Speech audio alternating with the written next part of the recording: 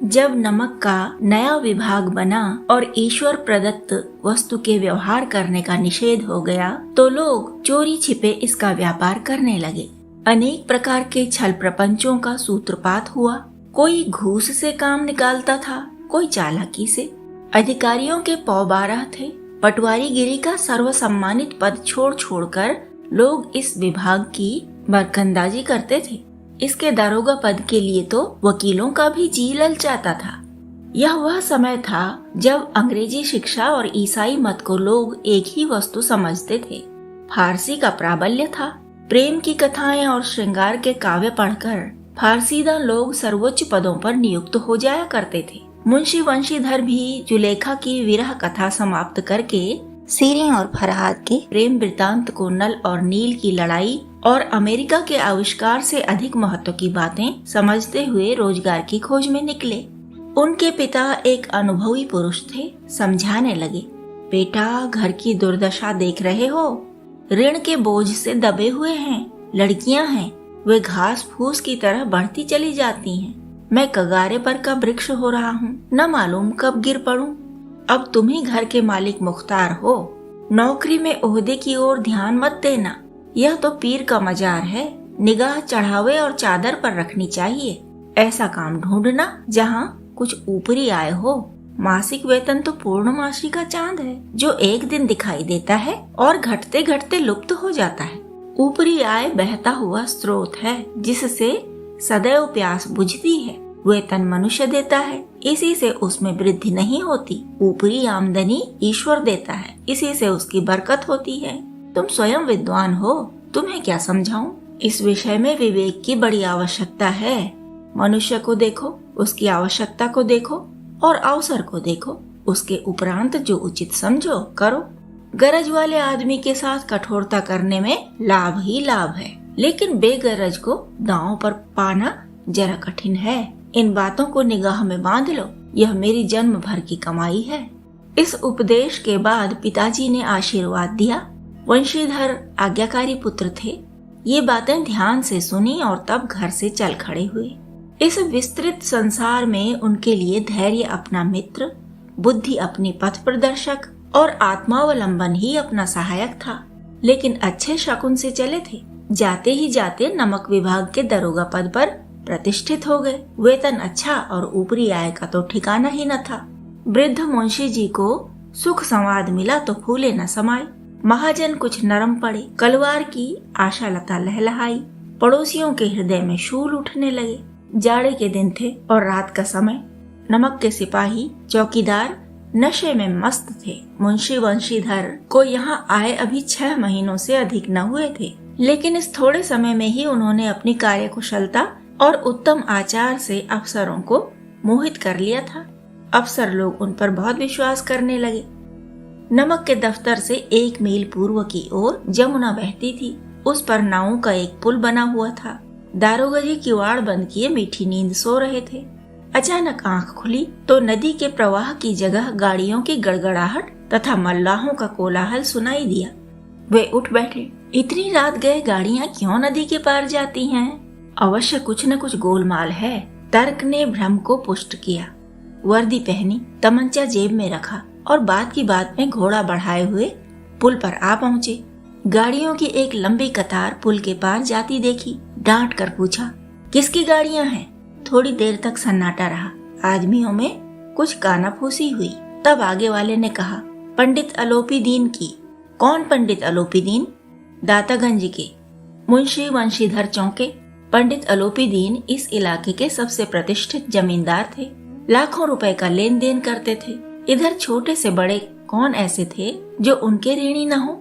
व्यापार भी बड़ा लंबा चौड़ा था। बड़े चलते पुर्जे आदमी थे।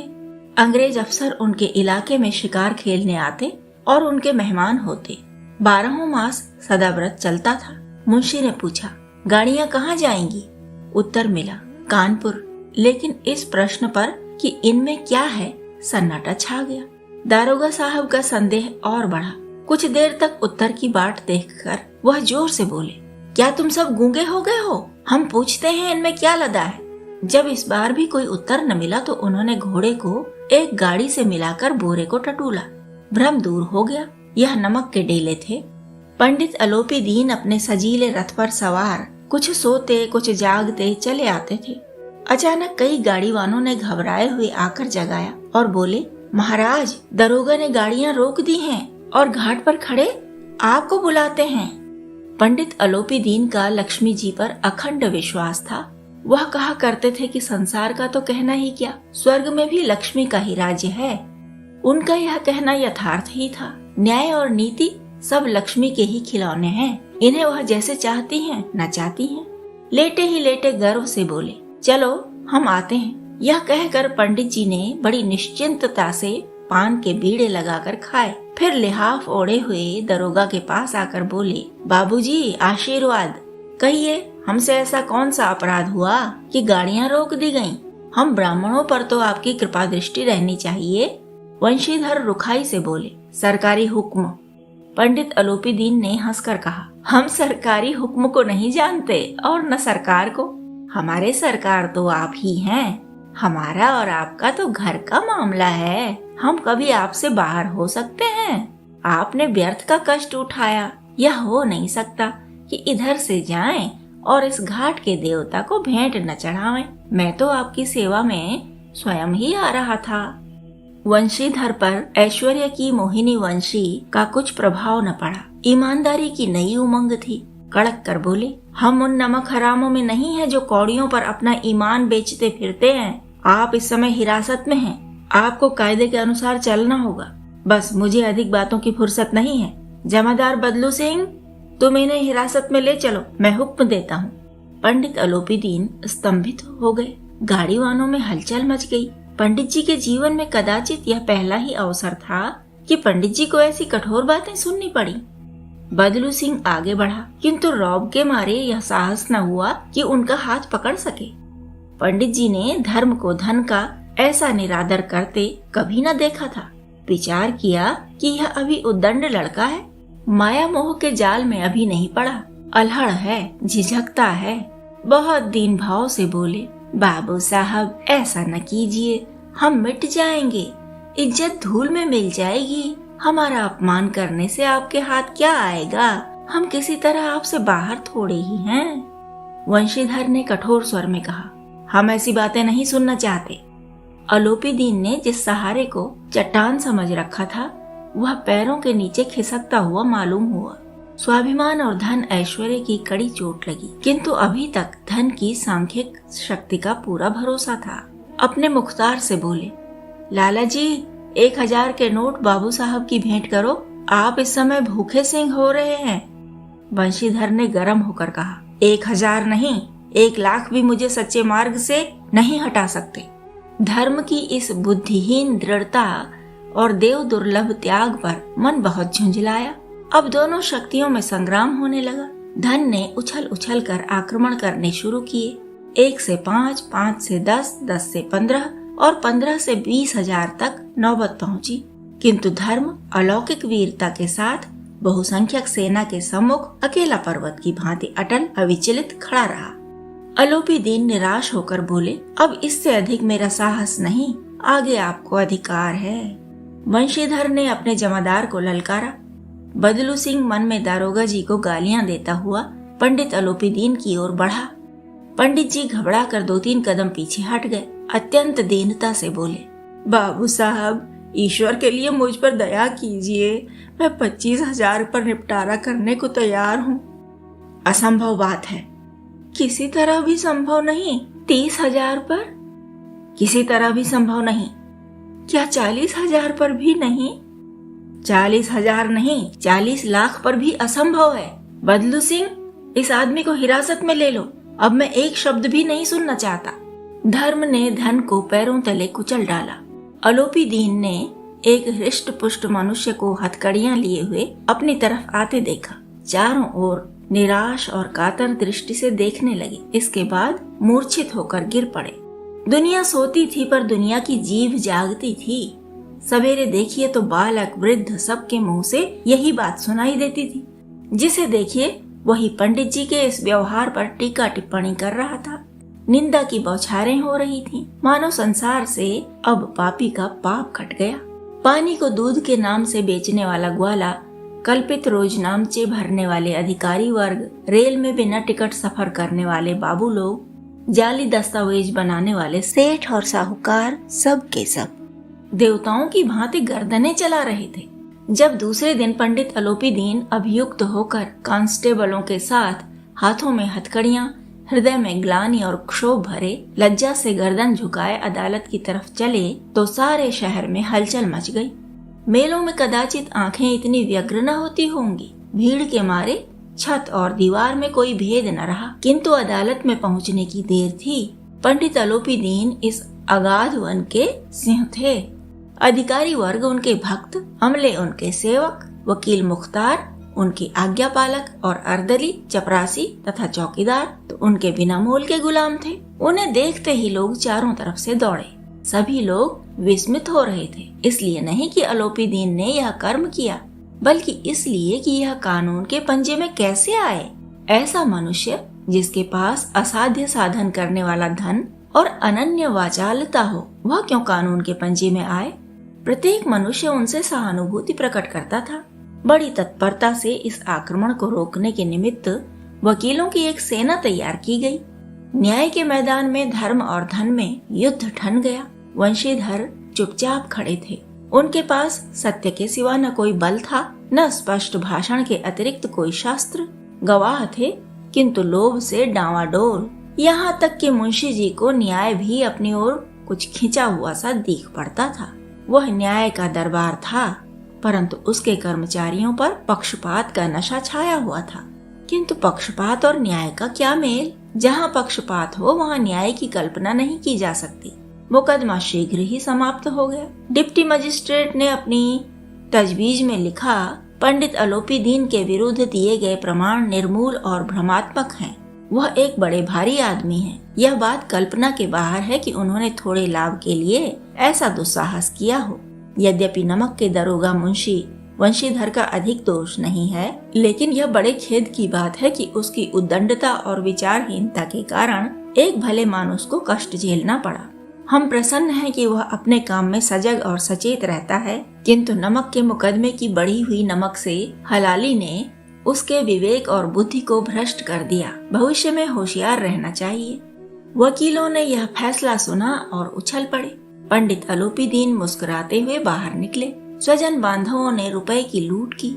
उदारता का सागर उमड़ पड़ा। उसकी लहरों ने अदालत की नींव तक हिला दी। जब वंशीधर बाहर निकले तो चारों ओर उनके ऊपर व्यंग्य बाणों की वर्षा होने लगी। चपरासियों ने झुक झुक कर सलाम किए, किंतु इस समय एक कटु वाक्य, एक एक संकेत उनकी गर्वाग्नि को प्रज्वलित कर रहा था। कदाचित इस मुकदमे में सफल होकर वह इस तरह अकड़ते हुए न चलते। आज उन्हें संसार का एक खेदजनक विचित्र अनुभव हुआ। न्याय और विद्वता, लंबी चौड़ी उपाधियां, बड़ी बड़ी दाढ़ियां, ढीले चोगे, एक भी सच्चे आदर का पात्र नहीं है। वंशीधर ने धन से बैर मोल लिया था। उसका मूल्य चुकाना अनिवार्य था।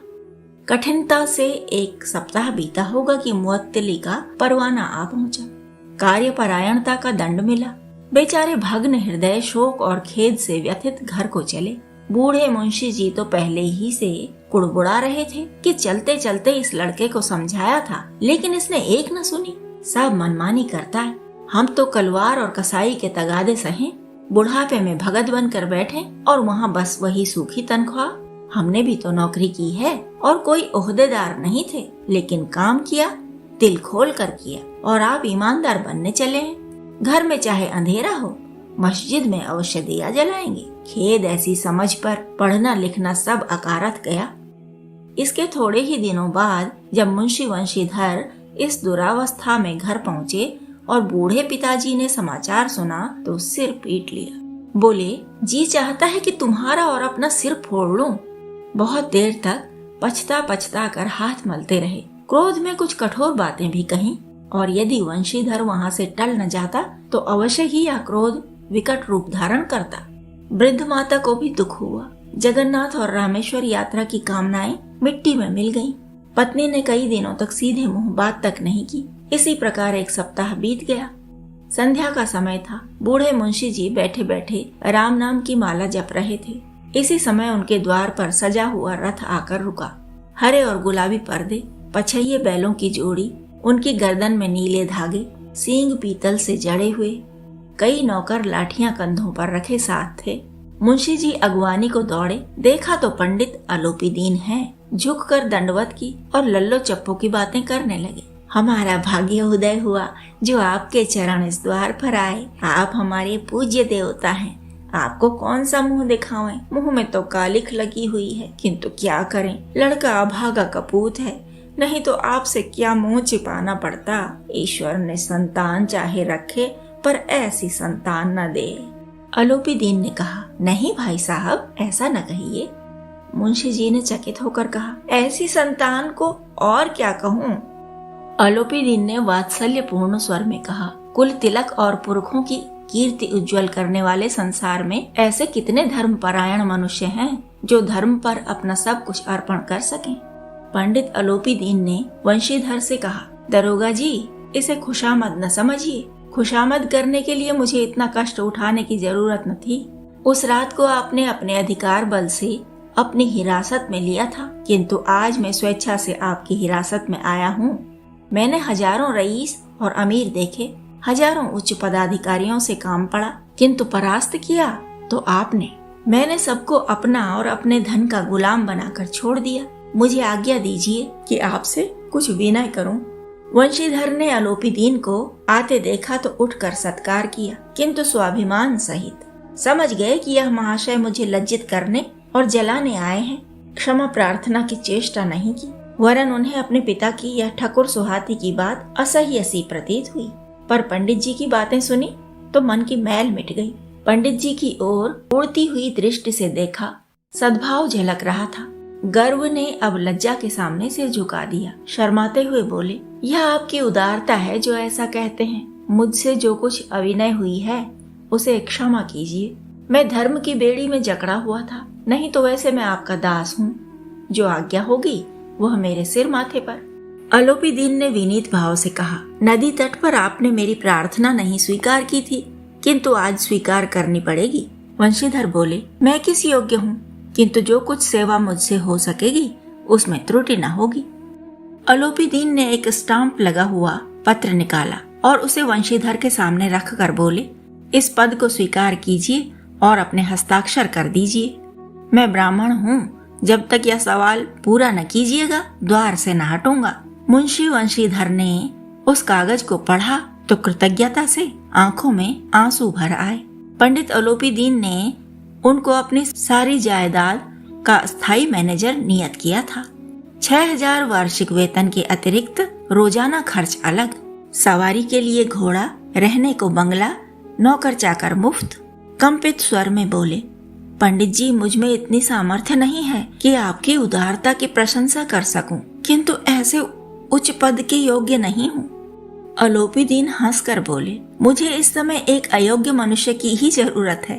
वंशीधर ने गंभीर भाव से कहा, यूं मैं आपका दास हूँ। आप जैसे कीर्तिवान सज्जन पुरुष की सेवा करना मेरे लिए सौभाग्य की बात है, किंतु मुझ में न विद्या है, न बुद्धि, न वह स्वभाव जो त्रुटियों की पूर्ति कर देता है। ऐसे महान कार्य के लिए एक बड़े मर्मज्ञ, अनुभवी मनुष्य की जरूरत है।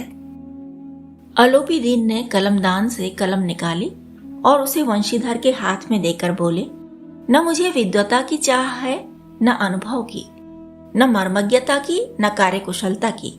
इन गुणों के महत्व को खूब पा चुका हूँ। अब सौभाग्य और सुअवसर ने मुझे वह मोती दे दिया जिसके सामने योग्यता और विद्वता की चमक फीकी पड़ जाती है।